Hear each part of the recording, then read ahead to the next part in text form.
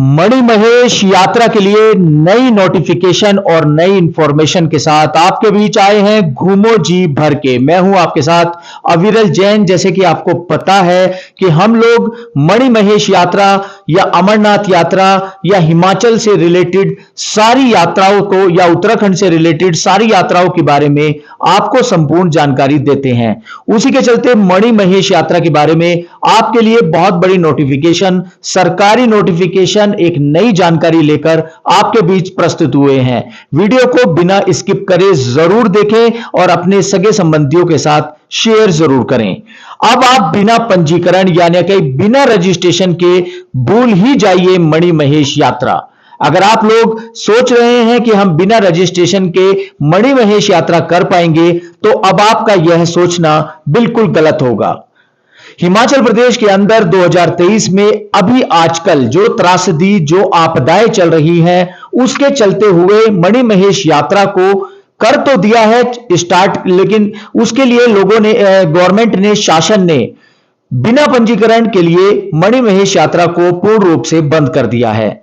कुछ लोग पहले मणि महेश यात्रा या यात्राओं में बिना पंजीकरण के यात्रा स्टार्ट कर देते थे, लेकिन अभी इन आपदा और त्रासदियों को देखते हुए प्रशासन थोड़ा सा सतर्क हो चुका है।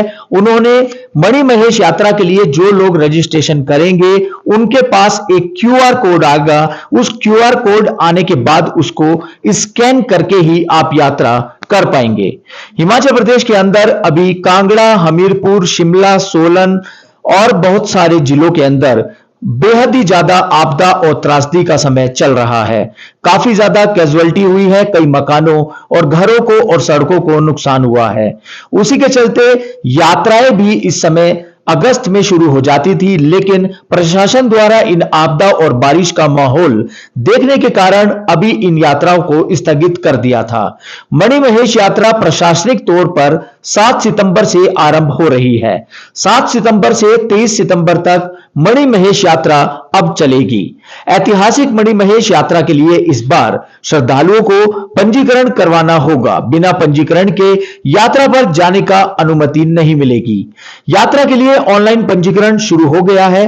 प्रशासन का कहना है कि यात्रा के लिए ऑफलाइन पंजीकरण का भी विचार किया जा रहा है। यानी कि सबसे पहले मैं आपको बता दूं कि सबसे पहले जो लोग मणि महेश यात्रा जाना चाहते हैं वो अपने घर से ही बैठे, मोबाइल से ही बैठ के अपना रजिस्ट्रेशन कराएं, मात्र 20 रुपए में। 20 रुपए में आप रजिस्ट्रेशन करा के ही मणि महेश की यात्रा करें। वो आपके लिए भी बहुत जरूरी है, क्योंकि प्रशासन के पास एक सही आंकड़ा श्रद्धालुओं का होता है कि किसी के साथ कोई कैजुअलिटी होती है या बारिश होती है या बारिश के दौरान कोई फ्लड आता है, तो सही जानकारी प्रशासन को भी होनी चाहिए। पंजीकरण प्रक्रिया होने से प्रशासन के पास केदारनाथ और अमरनाथ यात्रा की तर्ज पर श्रद्धालुओं का एक सही आंकड़ा पहुंच जाता है। जिला प्रशासन के पेज पर यानी कि डिस्ट्रिक्ट एडमिनिस्ट्रेशन के वेबसाइट पर आप जाकर, आपको मैं दिखा रहा हूं, आगे की तरफ अभी हम चलते हैं कि किस तरह से रजिस्ट्रेशन करेंगे। वहां पर जाकर मात्र 20 रुपए में आप अपना रजिस्ट्रेशन कराएं और वहीं पर अगर आप चाहें तो डोनेट भी कर सकते हैं। रजिस्ट्रेशन कराने के बाद आपको क्यूआर कोड आएगा, क्यूआर कोड से ही आपको यात्रा करने दी जाएगी। और सबसे बड़ी नोटिफिकेशन है कि मणि महेश यात्रा प्रशासनिक तौर पर 7 सितंबर से आरंभ होकर 23 सितंबर तक कर दी गई है। देश के कोने कोने से पवित्र डल झील में डुबकी लगाने के लिए श्रद्धालु यहां पहुंच रहे हैं। इससे एक तरफ जहां प्रशासन को यात्रा पर आने वाले श्रद्धालुओं का सटीक आंकड़ा मिल सकेगा, वहीं प्राकृतिक आपदा या अप्रिय घटना होने पर लोगों की सुरक्षा के लिए समय रहते उचित कदम भी उठाने के लिए मौका मिल जाता है। विभागीय साइट पर पंजीकरण कराने के लिए श्रद्धालुओं के पास क्यूआर कोड होगा और पंजीकरण कराने वाले श्रद्धालुओं को हडसर में क्यूआर कोड स्कैन होगा।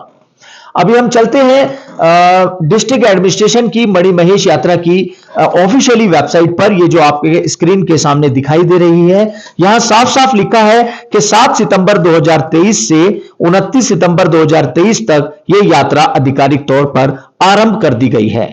बेस कैंप इसका हडसर में ही है, जहां पर आपका मेडिकल चेकअप भी किया जाएगा और अगर आप अस्वस्थ पाए जाते हैं तो भी आपको यात्रा नहीं करनी दी जाएगी।